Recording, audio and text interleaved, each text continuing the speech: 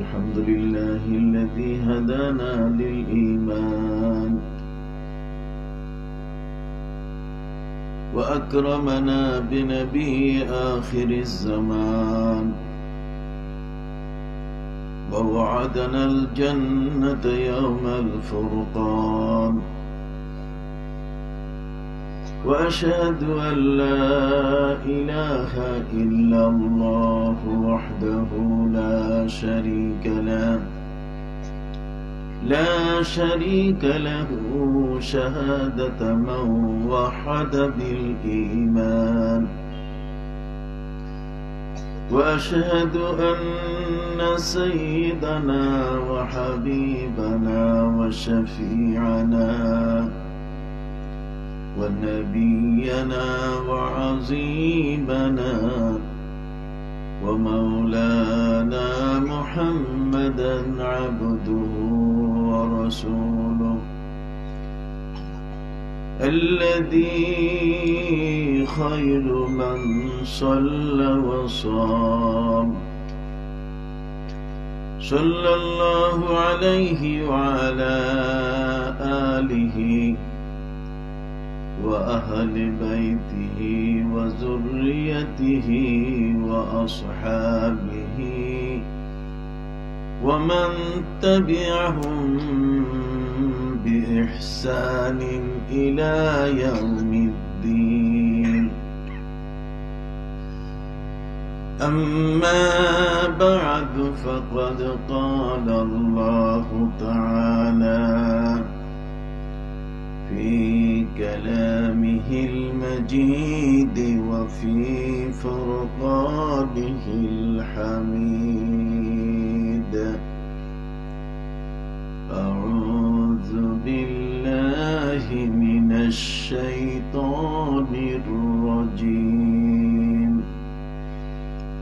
بسم الله الرحمن الرحيم. يا نساء النبي لستن كأحد من النساء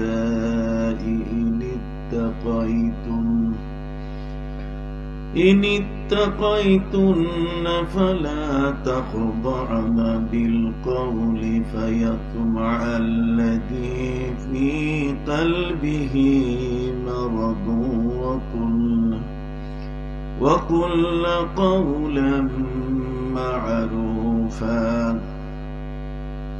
وقرن في بيوتكن ولا تبرجن تبرج الجاهلية الأولى وأقمنا الصلاة وآتينا الزكاة وأطعنا الله ورسوله إنما يريد الله ليذهب عنكم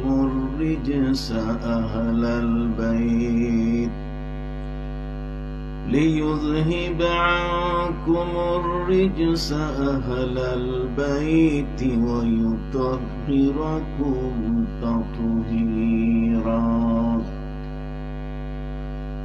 وقال تعالى في شان حبيبه ومحبوبه مخبرا وآمرا: إن الله وملائكته يصلون على النبي يا أيها الذين آمنوا صلوا عليه وسلموا تسليما. صلى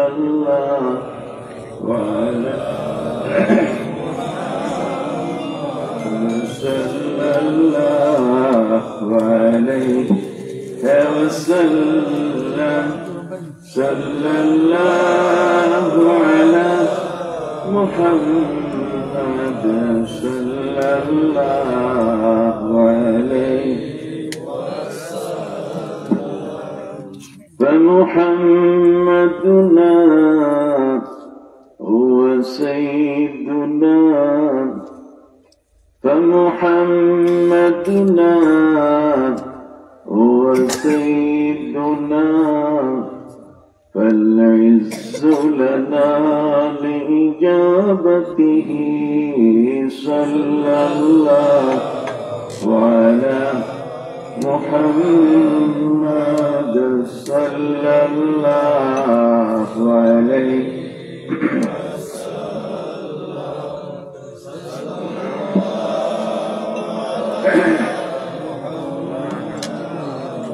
صلى الله عليه Burki Hajiganj বাজার সংলগ্ন মাঠে দুদিন ব্যাপী শামসুল উলামা আল্লামা সাহেব কিবলা ফুলতুলি রহমতুল্লাহ আলাইহি এবং মাসিক তাফসীরুল কোরআন পরিষদের প্রতিষ্ঠাতা যুগশ্রেষ্ঠ আলেমে দ্বীন উপাধ্যক্ষ আল্লামা সালিক আহমদ রহমতুল্লাহ আলাইহি ইসালে সওয়াব ও বার্ষিক তাফসীরুল কোরআন মাহফিলের আজকের সম্মানিত সভাপতি জনাব হযরত হাফিজ আব্দুল শহীদ বড় হুজুর বুরকি হাবিবিয়া হাফিজিয়া দাখিল মাদ্রাসা, প্রধান অতিথি সাহেবজাদে ফুলতুলি আল্লামা নজমুদ্দিন চৌধুরী সাহেব ফুলতুলি মদ্দুজুল্লাহ আলী, আজকের আলোচক মাওলানা আবু জাফর মোহাম্মদ নোমান এবং আমার অত্যন্ত কলিজার টুকরা স্নেহাস্পদ মৌলানা হাফিজ মারজান আহমদ চৌধুরী ফুলতুলি, মৌলানা মুর্তজা আলী আমানতপুরী সহ মৌলানা আব্দুল ওয়াহিদ উদয়পুরী এবং আমার ডানে বসে আছেন আমার এই জীবনের অধিকাংশ সময়ের একজন হিতাকাঙ্ক্ষী ব্যক্তি, যিনি সবসময় আমার খবর রাখেন, যিনি তার জীবনের একটি বিশাল সময় রাখালগঞ্জ সিনিয়র মাদ্রাসার অধ্যক্ষ হিসেবে দায়িত্ব পালন করেছেন। তিনি মুরব্বী হিসাবে এত দূর থেকে তিনি আমার আলোচনা শোনার জন্য, আমার সাথে সঙ্গ দেওয়ার জন্য এসেছেন। আমার ডানে বামে পেছনে সামনে যারা বসে আছেন, বয়োজ্যেষ্ঠ সমবয়সী আমার যুবক বন্ধুরা, স্নেহের আদরের কচিকাঁচা শিশুরা এবং বিশেষ করে এই মাহফিলের আয়োজক বৃন্দ এবং আমার অত্যন্ত শ্রদ্ধাভাজন ইউটিউবার সাংবাদিক বৃন্দ, শ্রদ্ধ এলাকাবাসী, আসসালামু আলাইকুম ওয়া রাহমাতুল্লাহি ওয়া বারাকাতুহু। মহাগ্রন্থ আল কোরআনের সূরা আহজাবের 33 নম্বর আয়াতের তাফসীর পেশ করার জন্য এবং সেই আলোকে আহলে বাইতের মর্যাদা আলোচনা করার জন্য আমাকে বলা হয়েছে। আমি একটু আগ বাড়িয়ে 32 এবং 33 দুটো আয়াত আমি তেলাওয়াত করেছি, কারণ 33 নম্বর আয়াতের সম্পর্ক হচ্ছে 32 নম্বর আয়াতের সাথে। কারণ সেখানে বলা আছে, ইয়া নিসা আন-নবী লাস্তুন্না কাআহাদিন মিনান নিসা, হে নবীগণে, নবীর স্ত্রীগণ, তোমরা কিন্তু পৃথিবীর অন্যান্য মহিলাদের মতো নও। কথা বুঝতে পারছেন? এবং সেখানে পরিষ্কার করে আল্লাহ পাক রব্বুল আলামিন বলে দিচ্ছেন যে ইনিত্তাকাইতুন্না ফালা তাখজানা বিল কওল ফায়াতমা আল্লাযী ফী কলবিহি মারাদুন ওয়া কুলনা কাওলান মা'রুফা। তোমরা যখন কারোর সাথে কথা বলবে তখন খুব বিনয়ী হয়ে কথা বলো না। ফালা তাখজানা বিল কওল, কথার মধ্যে কেউ যেন সুযোগ পেয়ে তোমার ইজ্জতের উপরে হাত না দেয়। অতএব খুব বিনয়ী স্বরে, তার মানে মায়াবী স্বরে অন্য কোনো পুরুষের সাথে তোমরা কথা বলো না। কেন? পুরুষের অন্তরে একটি বাঘ আছে, তার অন্তরের মধ্যে একটি রোগ আছে, যে রোগটা বাঘের মতো, যে কোনো মুহূর্তে তোমার উপরে সে ঝাঁপিয়ে পড়তে পারে, তোমার সম্মান ইজ্জতকে লুটপাট করে তোমাকে অপমানিত করতে পারে, অসম্মান করতে পারে। সম্মানিত সুধী, আপনারা সকলে জানেন আমরা আমাদের সমাজে বাস করছি। আল্লাহ পাক রব্বুল আলামিন আমাদেরকে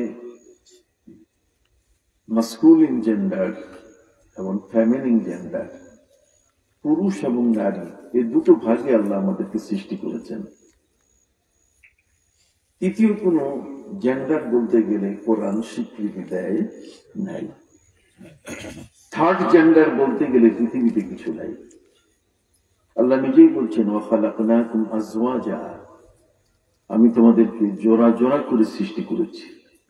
ইয়া আইয়ুহান নাস ইন্না খালাকনাকুম মিন যাকারিন ওয়া উনসা ওয়া জাআলনাকুম শুউবান ওয়া কাবাইলা লিতাআরাফু ইন্না আকরামাকুম ইনদাল্লাহি আতকাকুম। আয়াতের মধ্যে সূরা হুজুরাতে আল্লাহ পাক রব্বুল আলামিন বলে দিয়েছেন, হে বিশ্বের মানব সকল, তুমি হিন্দু হও, বৌদ্ধ হও, তুমি খ্রিস্টান হও, ইহুদি হও, মুসলিম হও, পৃথিবীর যেই জাতিরই তুমি হও না কেন, মনে রাখবে তোমাদেরকে আমি সৃষ্টি করেছি। ইন্না খালাকনাকুম মিন যাকারিন ওয়া উনসা, তোমাদেরকে পুরুষ এবং নারী এই দুটো ভাগে আমি সৃষ্টি করেছি। অতএব পুরুষ এবং নারী ছাড়া পৃথিবীর মধ্যে আর কোন জেন্ডার নাই। হিজড়া যারা, তারা তৃতীয় লিঙ্গ নয়। হিজড়া যারা, তারা হচ্ছে লিঙ্গ প্রতিবন্ধী। একটি মানুষের যদি চক্ষু না থাকে, আমরা যেমন তাকে বলি দৃষ্টি প্রতিবন্ধী, চোখের দৃষ্টি নাই, আমরা যেমন তাকে বলি দৃষ্টি প্রতিবন্ধী, ঠিক একটি মানুষ, একটি ছোট্ট শিশু যখন কথা বলে না, কথা বলতে পারে না, আমরা তাকে বলি বাক প্রতিবন্ধী। তার মানে সে কোন ভাষা উচ্চারণ করে কাউকে তার মনের কথা সে বলতে পারছে না। তাহলে বাক প্রতিবন্ধী, দৃষ্টি প্রতিবন্ধী, ঠিক অনুরূপ ভাবে কারো হাত যদি বাঁকা হয়, কারো পা একটা যদি বাঁকা হয়, আমরা তাকে অঙ্গ প্রতিবন্ধী বলে থাকি। ঠিক অনুরূপ ভাবে একটি শিশু মায়ের গর্ভ থেকে পৃথিবীতে এসে সে ছেলে না মেয়ে হবে, এই বিষয়টা অনেকখানি যদি অস্পষ্ট হয়ে থাকে, খুনসা মুশকিল যদি খুবই অস্পষ্ট হয়ে থাকে, তাহলে সেটার চিকিৎসা আছে এবং তাকে বলা হবে লিঙ্গ প্রতিবন্ধী। কিন্তু থার্ড জেন্ডার বলতে গেলে কিছু নাই। ডাক্তার তাকে অপারেশন করে অত ছেলে ঘোষণা করবে অথবা কি মেয়ে ঘোষণা করবে, কিন্তু তৃতীয় কোন লিঙ্গ ঘোষণা করার কোন সুযোগ নাই। সম্মানিত সুধী, পৃথিবীর মধ্যে কিছু মানুষ তারা এটাকে ভিন্ন খাতে নিয়ে এমন একটি অবস্থানে নিয়ে গেছে যা আজ পৃথিবী বড় কঠিন অবস্থায়। তারা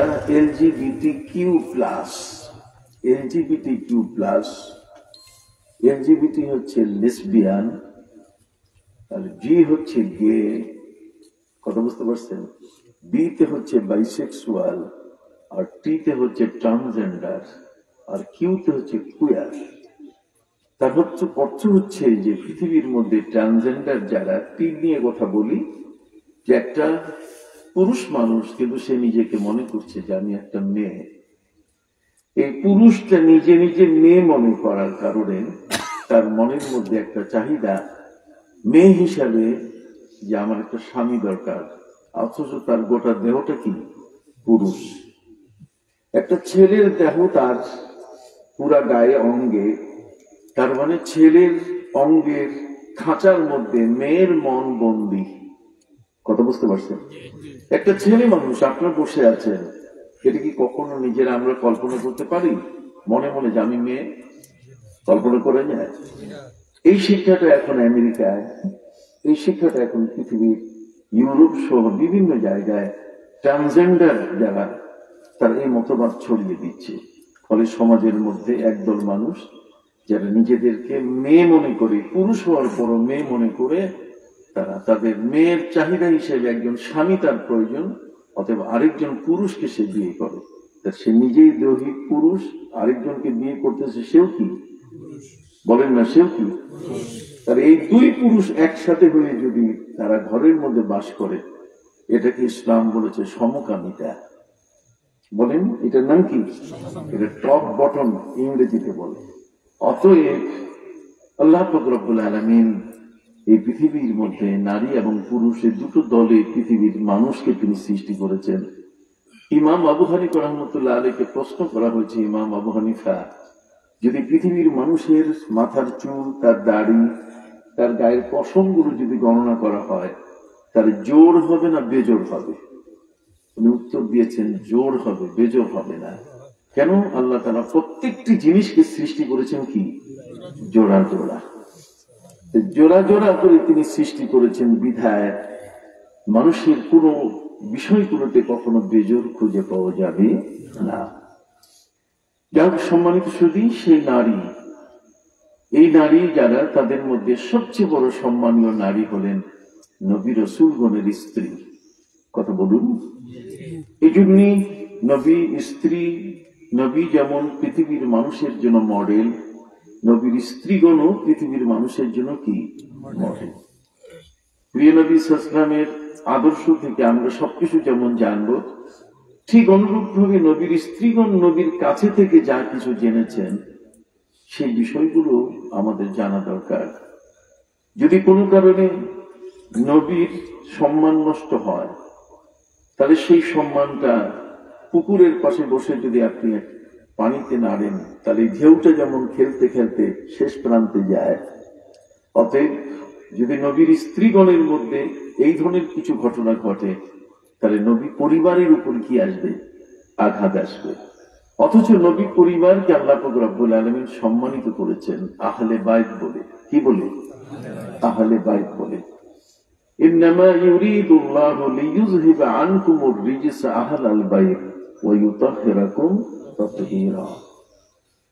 নবীর স্ত্রীগণ যদি কোনো কারণে তাদের পা পিছলে যায়, আপনার ঘরের সন্তান যদি কোনো কারণে তার পা পিছলে যায়, কোনো ছেলে অথবা মেয়ে যদি বিপদগামী হয়, সে যদি সমাজ এবং ইসলাম এবং বিধানের নিয়মের বাইরে চলে যায়, তার পোশাক ঠিক নাই, কথা বল না, তার লেবাস ঠিক নাই, তার ভাষা ঠিক নাই, তার হাঁটা চলা কোনোটাই কি নাই, ঠিক নাই, তাহলে এতে মানুষ তার মা বাবাকে দোষারোপ করে।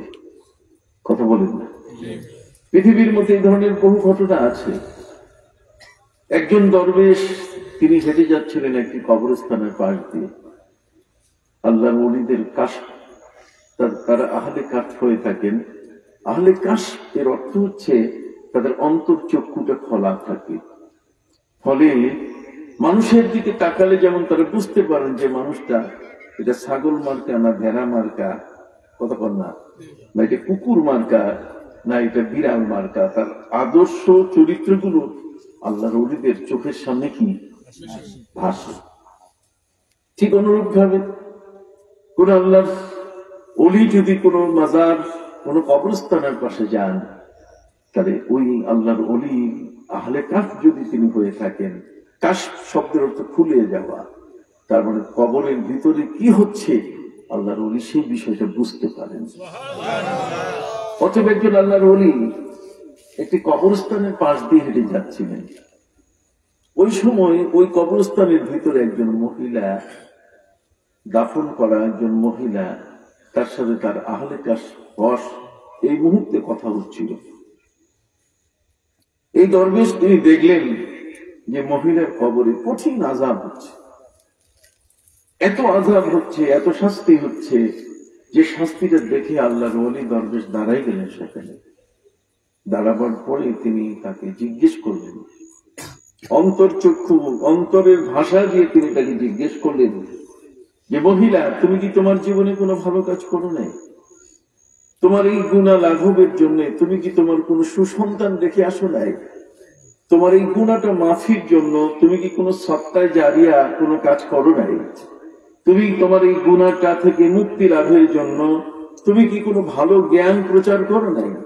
ইযা মাতাল ইনসান ইনকাতা আনহু আমরুহু ইল্লা মিন সালাস ইল্লা মিন সাদাকাতিন জারিয়া ইল্লা মিন ইলমিন ইউনতাফাউ বিহি ইল্লা মিন ওয়ালাদিন সালিহিন ইয়াদউ লাহ। অতএব তোমার জীবনে কি তুমি এমন কিছু ভালো কাজ করে আসো নাই? তোমার কি কোনো সুসন্তান নাই যে সুসন্তান তোমার নামে হাত তুলে আল্লাহর দরবারে দোয়া করবে, রব্বির হামহুমা কামা রব্বায়ানি সগীরা? এই হাত তুলে দোয়া করার মতো কি কোনো সন্তানও তোমার নাই যে তোমার জন্য দোয়া করবে? নবী করিম সাল্লাল্লাহু আলাইহি সাল্লাম বলছেন, কোন মানুষ যখন মারা যায়, আল্লাহর নবী সাল্লাল্লাহু আলাইহি সাল্লাম তিনি সেই মানুষগুলোর সন্তানদেরকে বলেছেন, তুমি যখন নামাজ পড়বে তখন তোমার নামাজের সাথে তোমার মা বাবার নামাজ পড়ে নিও। তোমার নামাজের সাথে তোমার মা বাবার নামাজ পড়ে নিও। তোমার রোজার সাথে তোমার মা বাবার রোজা রেখে নিও। তোমার হজের সাথে তোমার মা বাবার হজ করে নিও।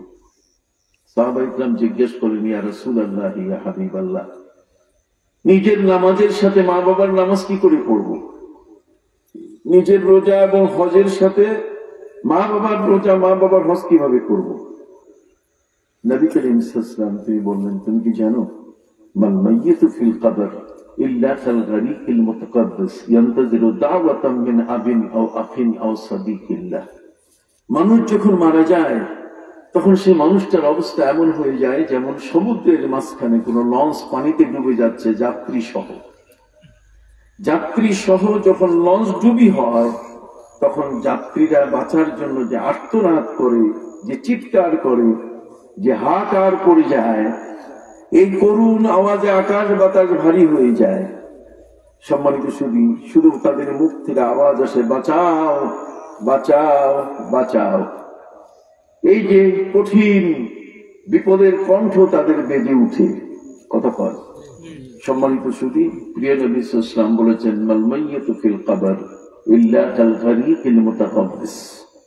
একটা ডুবন্ত মানুষ যেমন আর্তনাদ করে, একটা মানুষ মারা গেলে ঠিক সেইভাবে সে আর্তনাদ করে। কথা বুঝতে পারছেন? ইয়ানতাজিরু দাওয়াতাম মিন আবিন আও আখিন আও সাদিকিল্লাহ। সে অপেক্ষা করে যে আমার ছেলে, আমার মেয়ে, আমার পরিবার, আমার আপনজন, আমার আত্মীয় স্বজন, আমার সহপাঠী, আমার সহকর্মী, আমার এলাকাবাসী, তারা আমার জন্য দোয়া করবে। ইয়ানতাজিরু, অপেক্ষা করে, দাওয়াতাম মিন আখিন, তার ভাইয়ের দোয়ার জন্য সে অপেক্ষা করে, আও আবিন, তার বাবার দোয়ার জন্য অপেক্ষা করে, আও সাদিকিল্লাহ, অথবা তার বন্ধু বান্ধব আত্মীয় স্বজন যারা আছে তাদের জন্য অপেক্ষা করে যে তারা তার জন্য কি করবে, দোয়া করবে। অতএব সেই দরবেশ তিনি আহলে কাশ, তিনি কবরবাসীকে জিজ্ঞেস করলেন সেই মহিলাকে, রে মহিলা, তোমার জীবনে কি কোনো সৎকার জারিয়া করো নাই? রে মহিলা, তোমার জীবনে কি কোনো সন্তান নাই যে তোমার জন্য তোমার মৃত্যুর পরে হাত পেতে দোয়া করবে? আমার কথাগুলো কি বোঝা যায়? সিলেটি ভাষা তো হুজুর জানেন, সিলেটি ভাষা বহু বছর যাবত আমি আসি সিলেটে। আজকের নয়, অন্তত পক্ষে 30 বছর হবে, আরো বেশি হবে। 30 বছরের বেশি সময় ধরে আমি সিলেটে আসি। এখন কমিয়ে দিয়েছি, স্বাস্থ্য, এমনি শারীরিক অসুস্থতা সবকিছু মিলাইয়া। আর এখন বক্তার সংখ্যা অনেক হয়ে গেছে, দেখেন না কি বাজে বাজে বক্তৃতা দেয়। কথা বল না, বক্তার দাম আমার নবীর চেয়েও নাকি বেশি। কোন কোন বক্তা বলে যে আমি বক্তৃতা দিচ্ছি, তফসির করতেছি, এই সময় যদি নবীজি পাশ দিয়ে হেঁটে যেতেন তাহলে তিনি বসে বসে আমার তফসির শুনতেন। দেখছেন কত বড় কুফরি কথা। ইন্নাল্লাযীনা ইউযুনা আল্লাহ ওয়া রাসূলা লা'নাহুমুল্লাহু ফিদ দুনিয়া ওয়াল আখিরাহ ওয়া আ'আদ্দা লাহুম আযাবাম মুহিনা। অসম্মান, নবীকে অসম্মান করা আল্লাহ কখনো বরদাস্ত করেন না। যাই হোক, আমি আমার সাবজেক্টে যাব। আহলে বাইত সম্পর্কে আপনাদের সামনে যতটুকু পারি আমি কথা বলবো। আমার মুজাহিদ ভাই বারবার খবর নিচ্ছিলেন, ঢাকা থেকে আসতে আমার প্রায় 9 ঘন্টা সময় লাগলো। কয় ঘন্টা? 9 ঘন্টা। 9 ঘন্টায় ঢাকা আসলাম। অথচ উনি আমাকে বুদ্ধি দিয়েছিলেন যে আপনি প্লেনে আসেন, এরপরে আপনাকে বাসে পাঠাই দেবো। তো আমি শেষ পর্যন্ত চিন্তা করলাম যে একজন সঙ্গী সাথে থাকা দরকার, এই জন্য গাড়ি নিয়ে আসলাম। বাপরে বাপ, রাস্তা পথ এত জ্যাম, এত লোক, কাজ হচ্ছে যে আমি 9 ঘন্টার আগে আসতে পারি নাই। যাই হোক, সম্মানিত শুধু সেই দরবেশ তিনি আহলে কাজ ছিলেন। তিনি মহিলাকে জিজ্ঞেস করলেন, তোমার কবরে এত বড় আযাব, তোমার আযাবটা লাঘব করার জন্য তোমার কি কোনো সন্তান নাই? মহিলা বলে উঠল, দরবেশ কি বলবো, আমার কলিজা ফেটে যায়। আমাকে আল্লাহ তাআলা একটি কন্যা সন্তান দিয়েছেন, কিন্তু আমার এই মেয়েটা, এটা আমি পথে আনতে পারি নাই। কথা বলুন, এই মেয়েটা এত শৃঙ্খল, এটার না পোশাক ঠিক আছে আর না তার আচার আচরণ ঠিক আছে। তার বুক মুখ তার দেহ অন্য মানুষে দেখে, অন্য মানুষ তাকে নিন্দা করে, অন্য মানুষ তাকে গালি দেয়, এবং তার কারণে আমরাও গালি খাই। কথা বলুন, বেলেহাস বেঢঙ্গা চলাফেরা আছে না অনেক মেয়ে?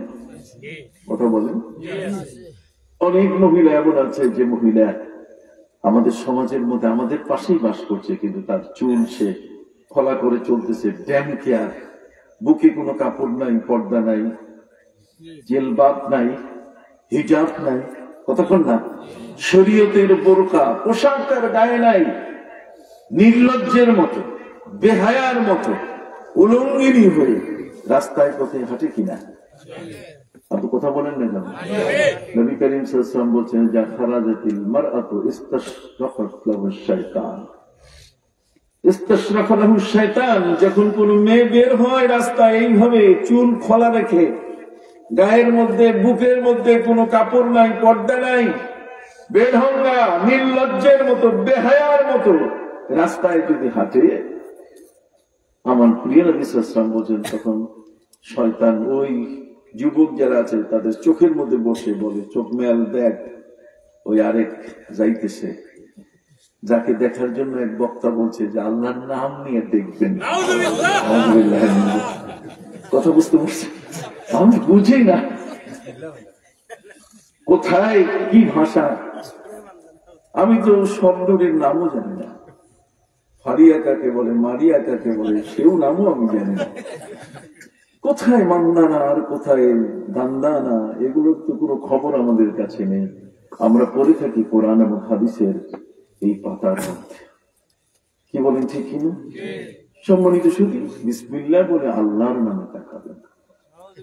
এটা যে কত বড় একটা কথা, যেখানে ইসলাম বলে দিয়েছে, ওয়াকুল্লিল মুমিনিনা ইয়াগুদ্দু মিন আবসারিহিম ওয়া ইয়াহফাযু ফুরুজাহুম।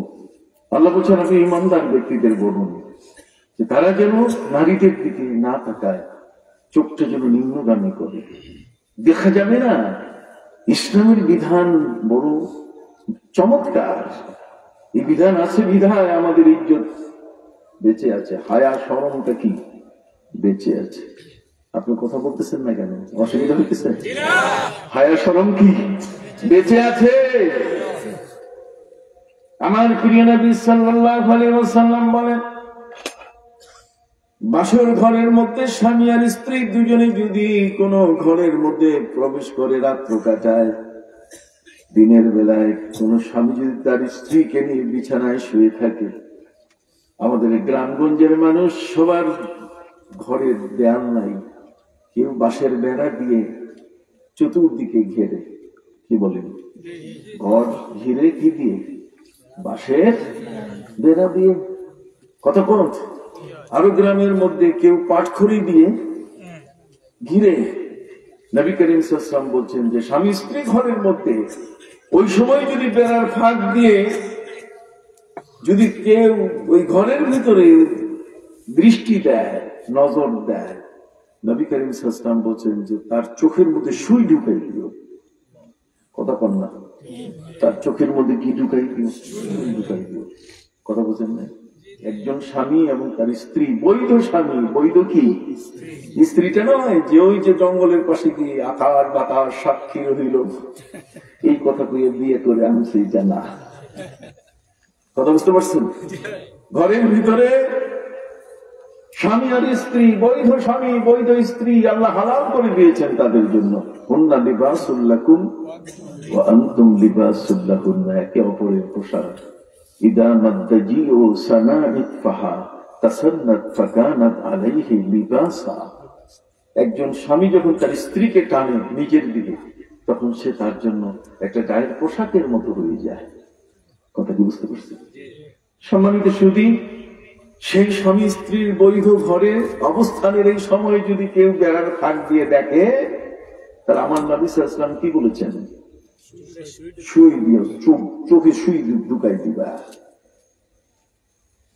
খবরদার দেখা যাবে না। তাহলে যেখানে এত বড় পর্দার বিধান, কথা বলেন, এত বড় পর্দার বিধান, আর সেখানে একজন বেহুলা সুন্দরী একজন নারী, সে কতটুকু তার সৌন্দর্য নিয়ে আছে সেটার দিকে বিসমিল্লাহ বলে আল্লাহর নাম নিয়ে আপনি তাকাবেন। আমার বিদ্যা আমার বুঝে আসে না, ডোন্ট মাইন্ড। এখানে অনেক ইউটিউবার আছে এবং আমার এই বক্তব্য সরাসরি সারা পৃথিবীতে প্রচারিত হচ্ছে এখন। আমি সবার কাছে বলি, আমি কোন দল মত নয়, আমি নিজে কোনদিন রাজনীতি করি নাই, কখনো না, কোন দলের রাজনীতির সাথে আমি জড়িত নই। তবে কেউ যদি আমাকে কোনো পদে তাদের কারণে বসায়, সেখানে আমি সততার সাথে আমার দায়িত্ব পালন করার চেষ্টা করেছি। তার মধ্যে এক বিন্দু পরিমাণ সূচের আগা পরিমাণ কোন অপরাধ বের করার কোন সুযোগ নাই। কথা বুঝতে পারছেন? সম্মানিত শুধু এখানে আমি বলছি, যেখানে কোনো ব্যক্তির সমালোচনা নয়, কোরআন এবং সুন্নাহর বাইরে যদি কেউ কোনো বক্তব্য রাখে, সেখানে পৃথিবীর যে কোনো প্রান্তে যে কোনো মুসলমানের তার প্রতিবাদ করার কি আছে? অধিকার আছে, সুযোগ আছে। যেখানে কোরআন বলে দিয়েছে وَقُلْ لِلْمُؤْمِنَاتِ يَغْضُضْنَ مِنْ أَبْصَارِهِنَّ وَيَحْفَظْنَ فُرُوجَهُنَّ। নারীদেরকে নবী বলে দেন তারা যেন চোখের দৃষ্টি নিম্নগামী করে।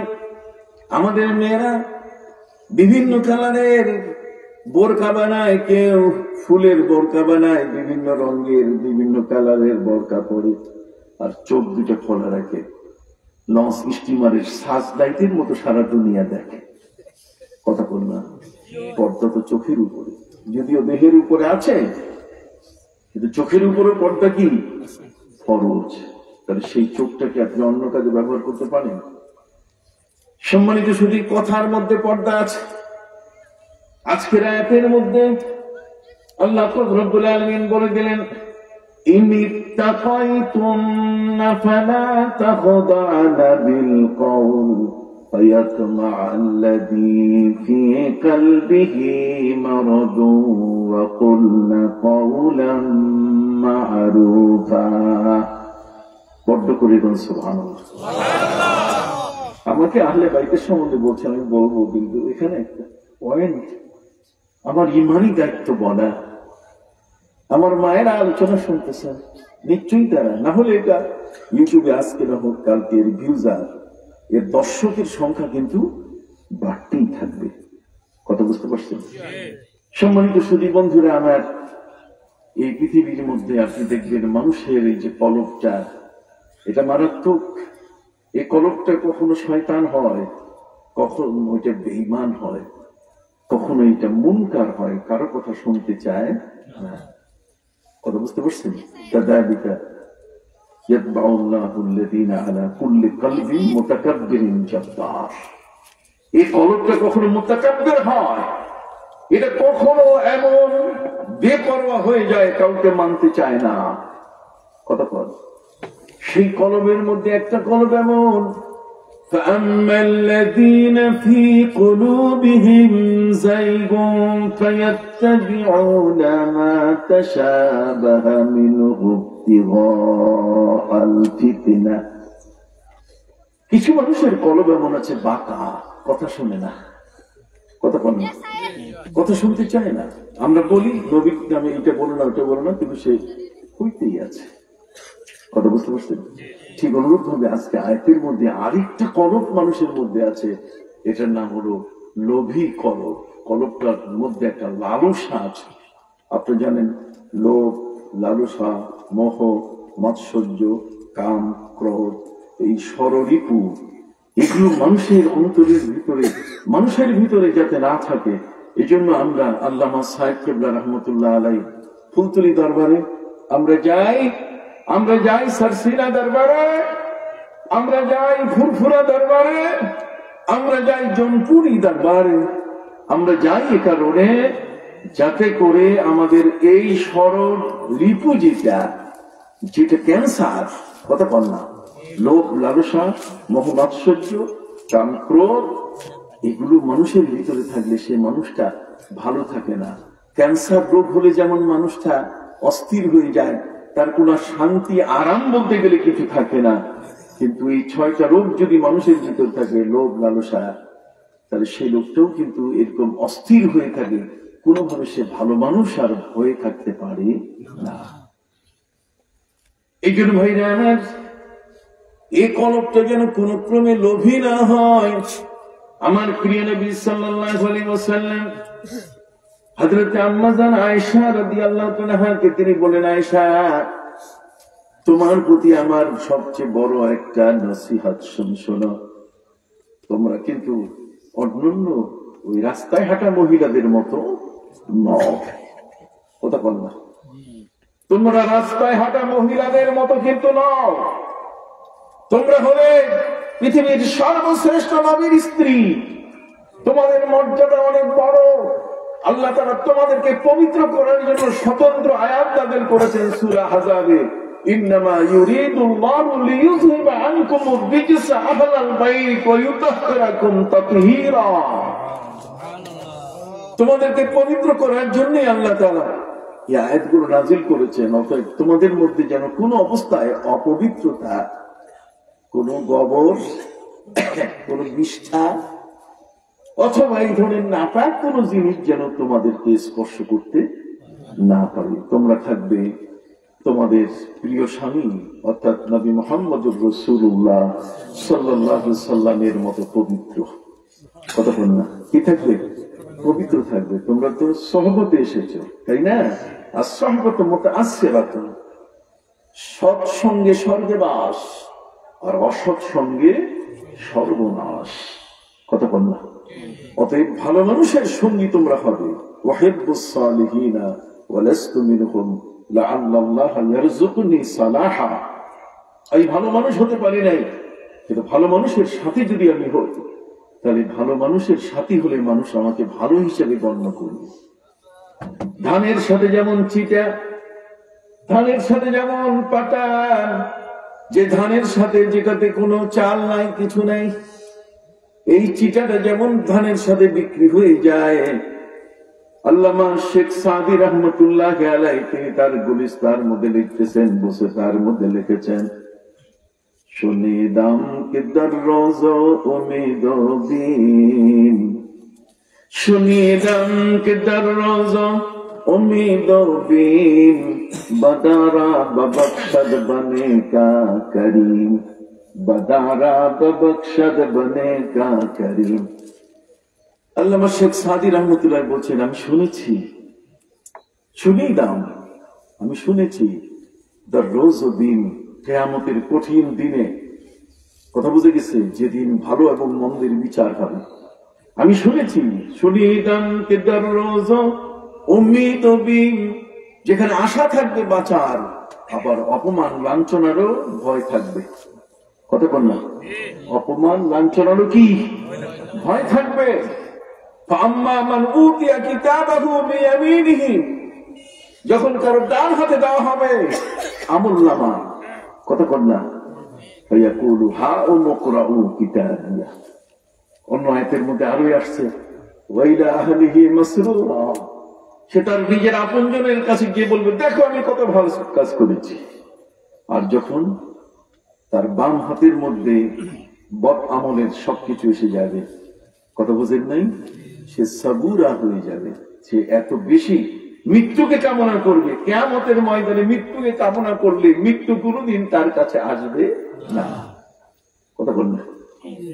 গ্রামগঞ্জের মধ্যে কোন সময় এমন আছে, যদি কোন পরিবারের কোন দুষ্ট সন্তান তার কারণে যদি এলাকার মানুষ কোনো কারণে যদি অশান্ত হয়, কারো ছেলে যদি বখাটে হয়, কারো সন্তান যদি সন্ত্রাসী হয়, দুষ্ট হয়, তখন মা বাবা বলে যে আল্লাহ যেন আমাকে নিয়ে যায়, আমি মরে যাব, এই দুনিয়ায় আমার থাকা ভালো লাগে না, এই সন্তান আমার জীবনটাকে শেষ করে ফেললো, এই সন্তানের কারণে এখন মানুষের সামনে আমি দাঁড়াতে পারছি না, কারোর সমাজে আমি যেতে পারছি না, কোনো ভালো সমাজে আমার কোনো দাম নাই, আল্লাহ যেন আমাকে নিয়ে যায়। এই পৃথিবী থেকে মৃত্যু আছে, এই পৃথিবী থেকে যাওয়ার, কিন্তু কিয়ামতের ময়দানে সেখানে যদি কেউ মৃত্যু কামনা করে, যেখানে মৃত্যুকে আগে জবাই করে ফেলা হয়েছে, কথা বুঝতে পারছেন? অতএব কিয়ামতের ময়দানে যদি কেউ কামনা করে যে আমি আল্লাহ, আমি আর এই বাম হাতের আমলনামা নিয়ে আমি থাকতে চাই না, তুমি আমাকে মৃত্যু দাও, তাহলে সে তাকে মৃত্যু হবে। আল্লাহ বলছেন ওয়াইয়াসলা সাইরা, তাকে জাহান্নামে ফেলে দেওয়া হবে, সে জাহান্নামে যাবে, সেখানে মৃত্যু হবে না, লা ইয়ামুতু ফিহা ওয়ালা ইয়াহইয়া, জাহান্নামের মধ্যে না মৃত্যু হবে আর না জিন্দা হবে, এর মাঝখানে থাকবে সে। আল্লাহু আকবার, আযান আল্লাহু আন যালিক। আল্লাহ যেন এর থেকে আমাদেরকে হেফাজত করে, সকলে বলে আমিন। সম্মানিত শুধু এই জন্য মানুষের অন্তরের মধ্যে একটা কি আছে, কলব আছে, এই কলবটার লোভী। আল্লাহ বলছেন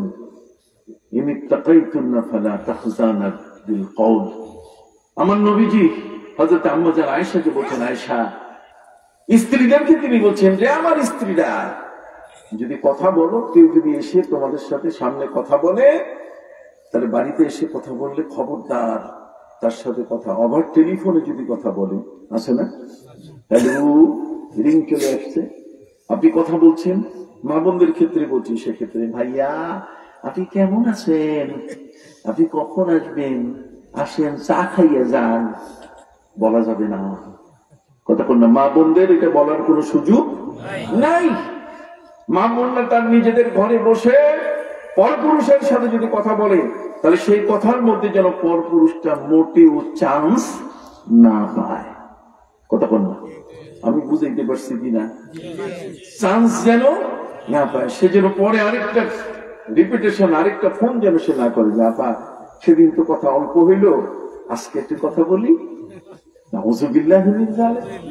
এখন আমাদের ইউটিউব গুলোতে বেশ অনেকগুলো মেয়ে তারা অফার দেয় যে ইমোতে আমার নম্বর আছে, তুমি যদি আমার সাথে কথা বলতে চাও তাহলে কথা বলবি। নাউযুবিল্লাহি মিন যালিক। কথা বুঝতে পারছেন? এই যে মেয়েদের এই ধরনের কথা বলার, অথবা কোন পুরুষ কোন নারীর সাথে অবাধে কোনো কথা বলার কোন সুযোগ নাই।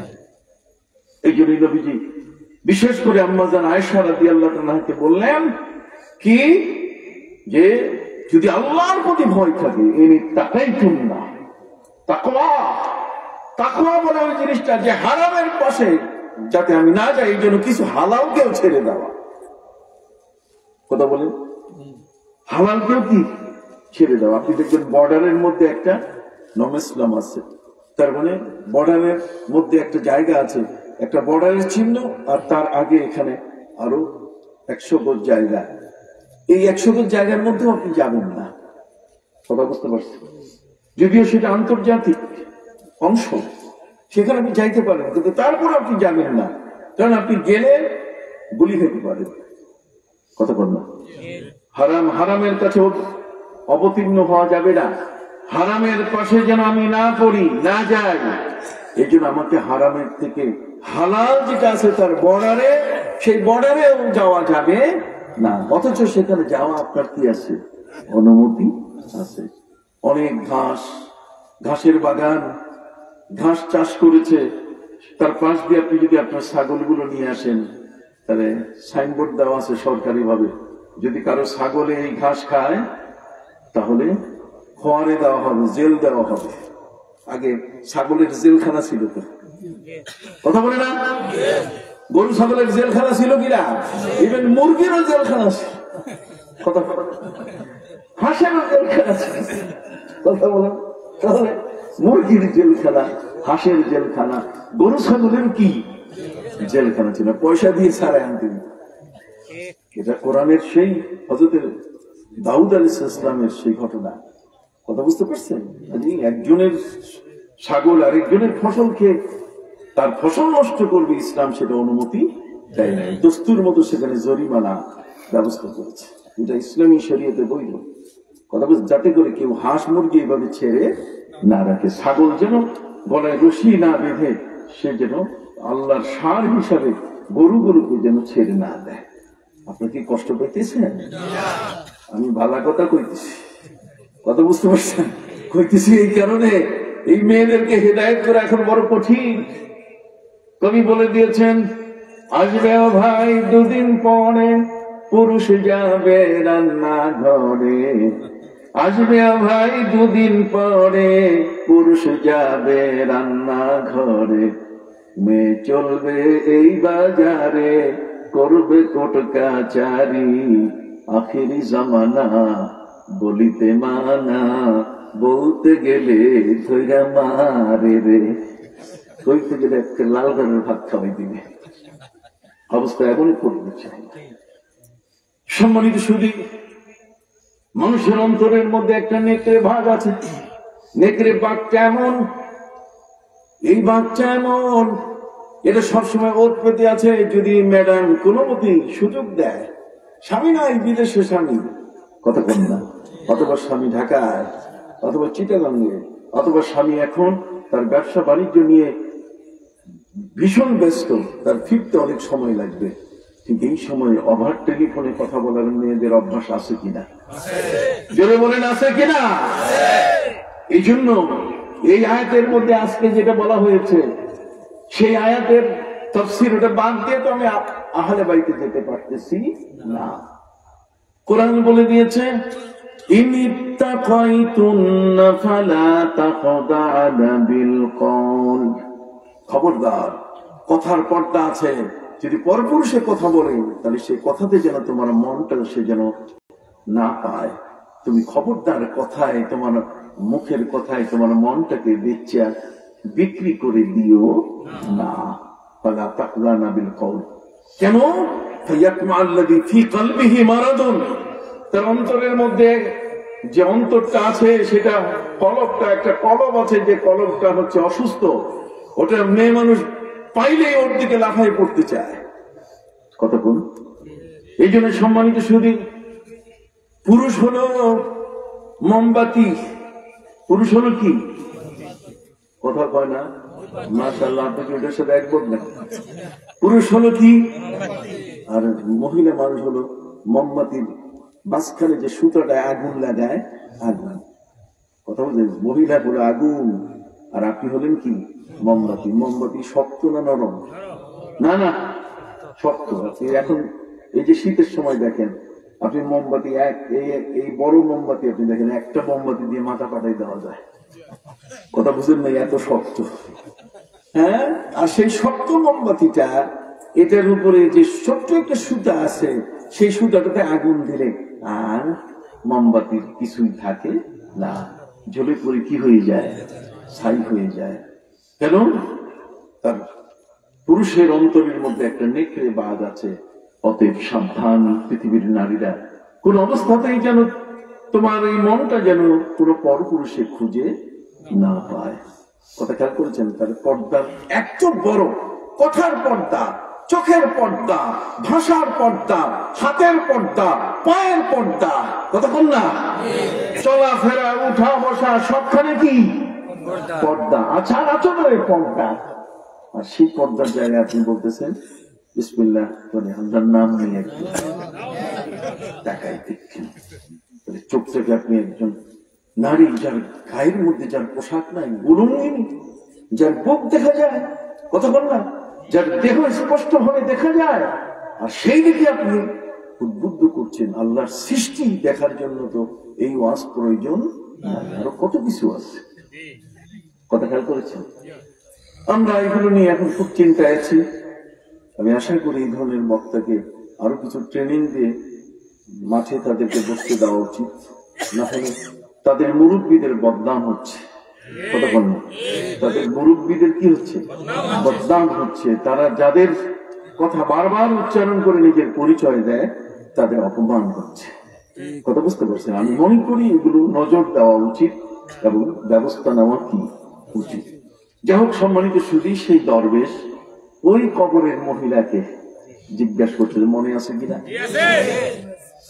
কবরের মহিলাকে জিজ্ঞাসা করছে, মহিলা, কবরের ভিতরে তোমার এত শাস্তি, এত বড় অশান্তি, তুমি পৃথিবীর মধ্যে কি কোনো ভালো কাজ করে আসো নাই? পৃথিবীর মধ্যে কি তোমার কোন সন্তান তুমি রেখে আসো নাই, যে সন্তান তোমার জন্য আল্লাহর দরবারে বলবে রব্বিরহামহুমা কামা রাব্বায়ানি সগীরা, রে প্রভু, আমার মা বাবার উপরে তুমি দয়া করো, যেমনটা আমাদের ছোটকালে তারা আমাদের প্রতি দয়া করেছে।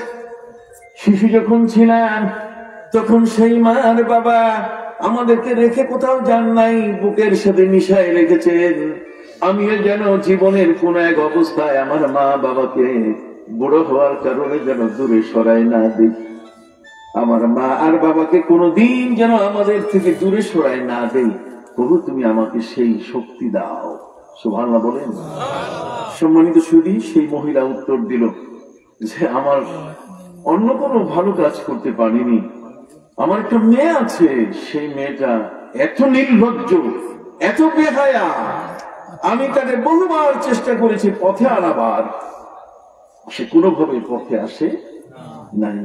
আমি মরা পর্যন্ত, কথা কন না, আমার মৃত্যু পর্যন্ত আমি তাকে পথে আনার চেষ্টা করছি, কিন্তু ওই বুক দেখাইয়া চলবে, পেট দেখাইয়া চলবে, রাস্তায় পরপুরুষকে দেখাইয়া চলাটাই হলো তার কাজ। স্বামীকে দেখাবার চেয়ে অন্য মানুষকে সে দেখাবার জন্য সবচেয়ে বেশি কসমেটিক, সবচেয়ে বেশি যা আছে এগুলো ব্যবহার করে ঘর থেকে বের হয়। মেয়েটাকে আমি পথে আনতে পারি নাই, অতএব সে আমার জন্য তো কোনো দোয়া করে না। কথা বুঝতে পারছি? দরবেশ খবর নিয়ে সেই মহিলার বাড়িতে গেলেন। শুনতে পাচ্ছেন? মহিলার বাড়িতে যাওয়ার পরে ওই মহিলার ঘর তিনি বের করলেন। বের করার পরে তিনি খবর নিলেন, আমি একটা কবরের পাশ থেকে আসলাম, সেই কবরবাসী একজন মহিলা, তার বাড়ি এখানে, তার একটা মেয়ে আছে। আপনি কি জানেন? তো বাড়ির পাশের লোক সবাই তারা বলছে, মেয়েটা তো গোসল করার জন্য গেছে পুকুরে। কোথায় গেছে? আর কথা বলতেছেন না। কোথায় গেছে? পুকুরে গেছে। পুকুরে গেছে তো দরবেশ বল, তাহলে পুকুরেই যাই। পুকুরে যাওয়ার পরে দেখে মেয়েটি পুকুরের মাঝখানে ডুব দিচ্ছে। দরবেশ পুকুরের পাড়ি থেকে, তার কিনারা থেকে ডাক দেয়, রে মেয়ে, উপরে উঠো, তোমার সাথে আমার কথা আছে। তখন ওই মেয়েটা ওই পুকুর থেকে তার গালিগালাজ করা শুরু করলো। তার আচারই হলো এটা, মানুষ দেখলে গালি দেয়, কথা পান না, খারাপ ব্যবহার করে। দরবেশকে সে গালি দেওয়া শুরু করলো। দরবেশ বলছে, তুমি আমাকে গালি দিও না, তোমার মায়ের কথা বলবো। কিসের মা? মা দরকার নাই, তুমি আমার নতুন করে কোত্থেকে মৌলবী হয়ে আসছো। দরবেশ বলছে, মেয়ে তুমি উঠো না। মেয়ে বলছে, আমি উঠবো না। শেষ পর্যন্ত ওই মেয়েটি কি করলো, এই হাতের মধ্যে এক কোষ পানি নিয়ে ওই দরবেশের গায়ের মধ্যে জোরে মারছে, যে দরবেশ তোমাকে পানি দিয়ে কিন্তু তোমাকে সাহায্য করবে।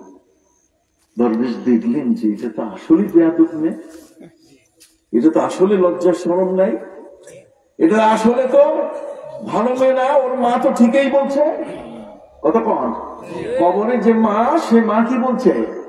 ঠিকই বলেছেন। অথচ হাদিস শরীফের মধ্যে আছে, কারো বাবা মা যদি মারা যায় আর সেখানে তার সন্তান যদি আসে, ইয়াসমাউ কারনা না হলে, তাহলে পায়ের জুতার খরমের আওয়াজটা পর্যন্ত কবরের মা বাবা শুনতে পারে।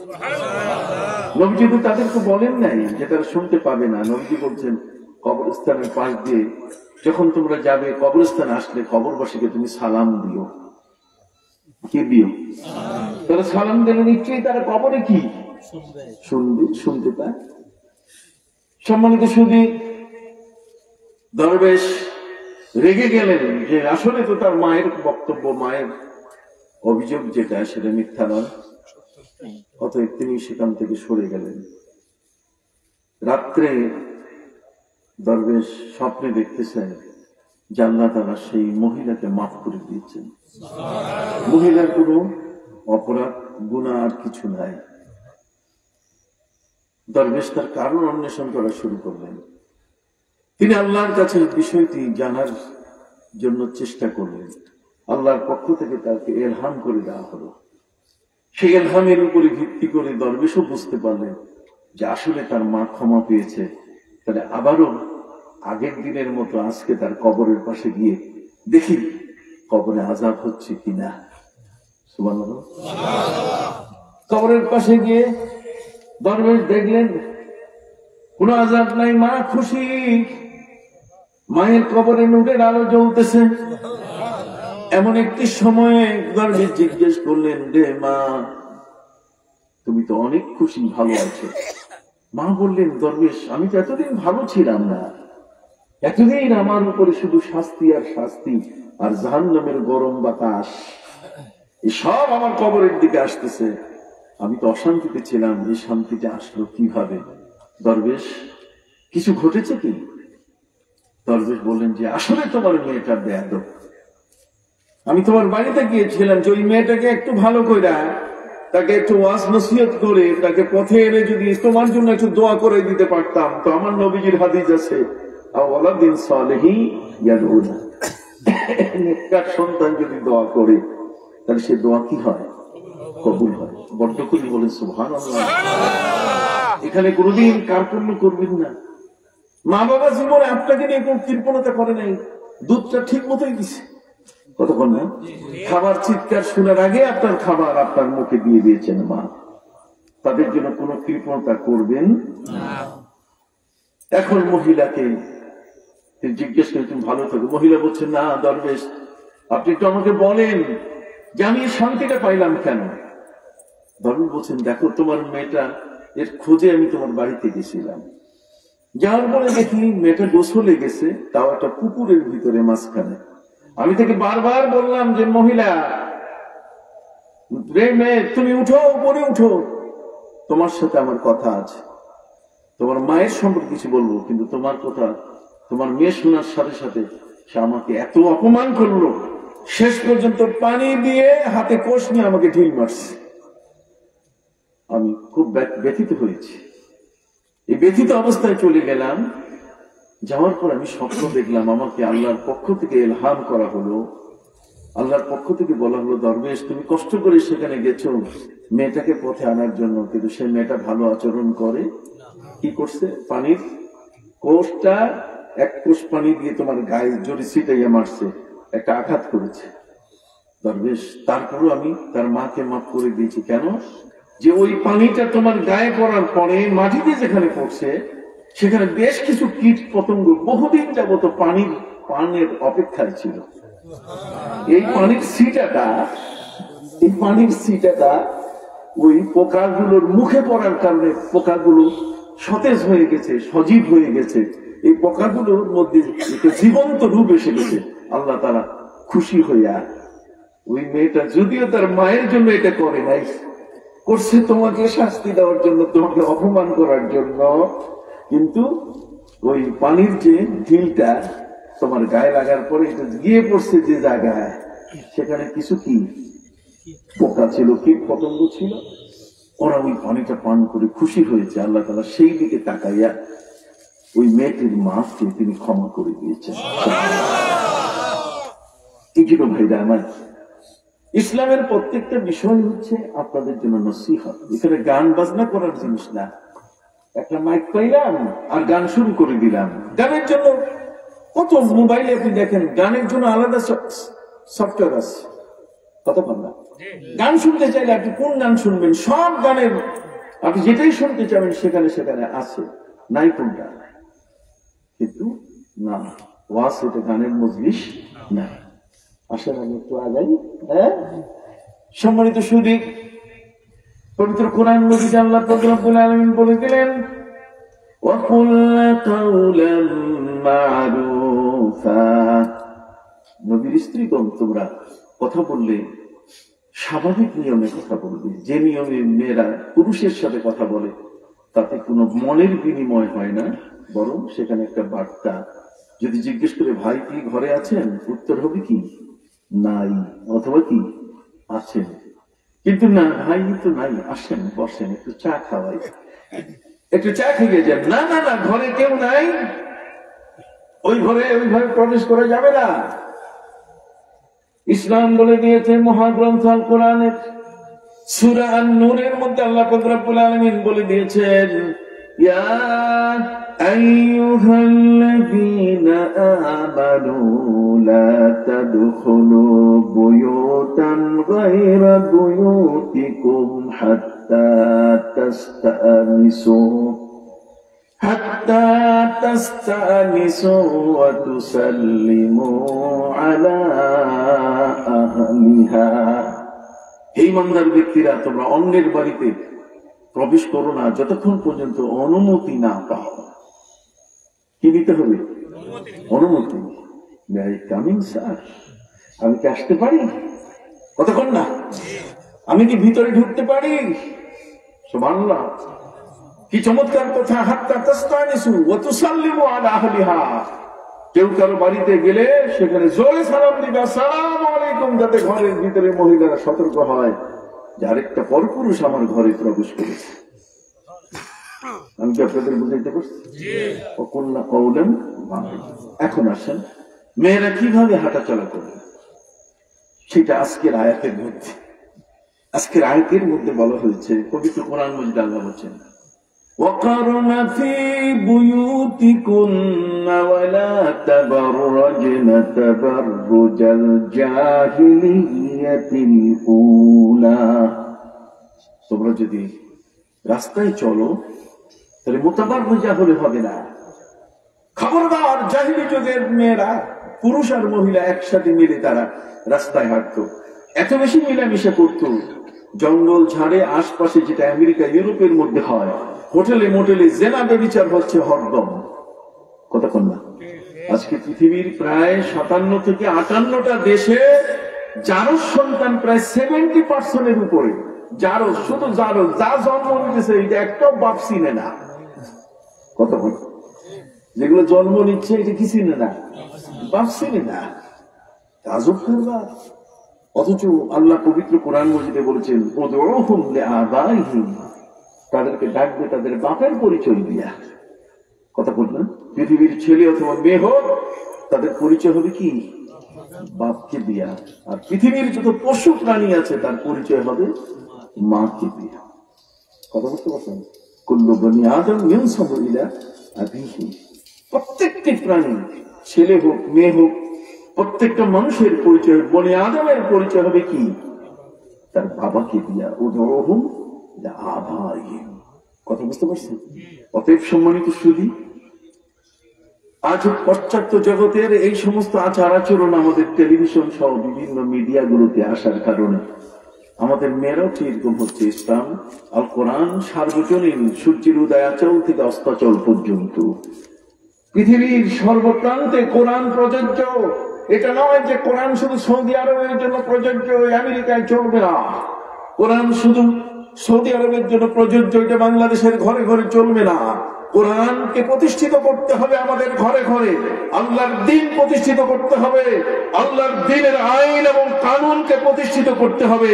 শুধু বিবাহ শাদী আর মসজিদের নামাজ আর ইমামতি যথেষ্ট নয়, বরং ব্যবসা বাণিজ্য, আমাদের দেশের ভেতরে আমাদের যে সমস্ত কর্মকাণ্ড, প্রশাসনিক যত কর্মকাণ্ড আছে, বিচার আচার যা আছে, মুআমালাত মুআশারাত লেনদেন, সবগুলো হবে ইসলামের আলোকে। এই জন্য ইসলামী শাসন ব্যবস্থা একান্ত কি কথা বলেন, ইসলামী শাসন ব্যবস্থা একান্ত কি প্রয়োজন। কোরআন এটা সার্বজনীন, কোরআন হচ্ছে বিশ্বের সবার জন্য, সর্বক্ষেত্রে। মুসলমান তুমি যেখানেই থাকো সেখানেই কোরআনের আইন তোমার জন্য প্রযোজ্য হবে। সেখানেই তোমার নামাজ আছে, সেখানেই তোমার রোজা আছে, সেখানেই তোমার যাকাত আছে, সেখানেই তোমার পর্দা আছে, পুশিদা আছে, হালাল এবং হারাম আছে। আমি কি বুঝাতে পারছি? অতএব চলাফেরা করতে গেলে কিভাবে মুসলিম নারীরা চলাফেরা করবে, সূরা আহজাবের মধ্যে আল্লাহ তাআলা বিধান দিয়ে দিলেন যে খবরদার, চলতে গেলে জাহিলিয়াত যুগে, জাহিলি মূর্খ যুগে মেয়েরা যেভাবে চলতো সেভাবে। মূর্খ যুগের মেয়েরা এরা কোনো পর্দা প্রসিদ্ধ বুঝতো না। ফলে এমন হইতো যে তারা এই তাদের যেখানে উপাসনালয় তার পাশে ঘরে জেনা করতো, ব্যভিচার করতো। তার মানে এই সমস্ত ঘরকে নষ্ট করে ফেলত। তখন ইসলাম আল্লাহর পক্ষ থেকে ইসলামের যে অনুশাসন এবং যে ইতিহাস, সেটা হলো মেয়েদেরকে আল্লাহ রব্বুল আলামিন একটা অসুস্থতার সময় দিয়ে দিলেন, যাতে এই সময়টাতে মেয়েরা যেন আসতে না পারে। তাহলে পুরুষের সাথে যেন তাদের আর সম্পর্কটা স্থায়ী না হয়। কথা বুঝতে পারছেন? এই যে মেয়েরা মাসের একটি অসুস্থতায় পড়ে, এটার পেছনে কারণ হচ্ছে যে জাহিলি যুগে পুরুষ আর নারী একসাথে মিলেমিশে করে এমন হয়ে গেছিল যে এগুলো বনের পশু ছাড়া আর কিছু না। আমি কি বুঝাইতে পারছি? এগুলো বনের পশু ছাড়া আর কি কিছু নয়। অতএব বনের পশুটা এটা মানুষ তো, অতএব মনুষ্যত্বের উপর রাখতে গেলে এদেরকে মাঝখানে ব্রেক দিতে হবে। এই ব্রেক দিতে গিয়ে তখন নারীদের স্বাস্থ্য খারাপ আল্লাহ করে দিলেন। একটা সময় পর্যন্ত তারা অসুস্থ থাকে, তারপরে আবার সুস্থ হয়ে যায়। এই পিরিয়ডটাতে যেন তারা পুরুষের পাশে আসতে না পারে, তারা যেন ওই সমস্ত ইবাদতখানায় উপাসনালয় যেন আসতে না পারে। আমাদের মেয়েরা তাদেরকে ঠিক এরকম ভাবে বলা হয়েছে, খবরদার অকারণা ফি বুয়ুতিকুন্না, নারীদের উত্তম জায়গা হচ্ছে কি ঘর, ঘরের মধ্যে থাকবে। নবী করিম সাল্লাল্লাহু আলাইহি ওয়াসাল্লামকে প্রশ্ন করা হয়েছে, ইয়া রাসূলুল্লাহ ইয়া হাবিবাল্লাহ, হে আল্লাহর নবী আপনার কাছে জানতে চাই, পুরুষরা যখন জুমার নামাজে যায় তখন নারীদের চেয়ে পুরুষের আমল নামায় বেশি সওয়াব আসে। কতক্ষণ? ওরা যখন জমাতের নামাজে যায় 27 গুণ সওয়াব তারা পেয়ে যায়। আমরা তো বাদ পড়ে গেলাম। নবীজি বলছেন, না না না, ওয়াল মারআতু ইযা সাল্লাত ফি কারি বাইতিহা, কোন নারী যদি তার ঘরের মধ্যে, ঘরের ভিতরে যদি নামাজ পড়ে, তাহলে জুমার নামাজ পুরুষ জুমায় গিয়ে যে সওয়াবটা পেয়েছে, সেই নারী তার ঘরে বসে তার সওয়াব পেয়ে যাবে। বাইরে যাওয়ার প্রয়োজন নেই। না না না, আসতেই হবে। কতক্ষণ না আবার আসতেই হবে। যদি হইতো তাহলে আল্লামা সাহেব কিবলা রহমতুল্লাহ আলাইহি শ্বশুর পীর সাহেব মসজিদের মধ্যে মেয়েদের জন্য আলাদা জায়গা করে দিতেন। তার কি মাসলা কম বুঝেন? তার কি মাসলা কম বুঝেন? না আনলেই কি ফিতনা, কতক্ষণ না আনলেই কি ফিতনা। এবং সেই ফিতনাটা এমন যেটা প্রত্যেকটা পুরুষের কলবের মধ্যে, এই বুকের মধ্যে এক একটা নেকড়ে বাঘ, একটা শয়তান বাঘ সবসময় চাইয়া আছে, পাইলেই ধরবে। আল্লাহ নিজেই বলছেন, ফায়াতমা আল্লাযী ফী কলবিহি মারাদ, কলবের মধ্যে যে অসুস্থতা, এই অসুস্থতাটাকে বিভিন্ন তাফসীরে বলা হয়েছে যে একটা নেকড়ে বাঘ। বাঘ দেখলে কি ছাড়ে? কত কয় না? আলোচনা ছেড়ে দিব? সম্মানিত সেদি বন্ধুরা, আবার বাঘ দেখেন না কিভাবে ছাগল ধরে, হরিণ ধরে, পশু প্রাণীগুলো আক্রমণ করে।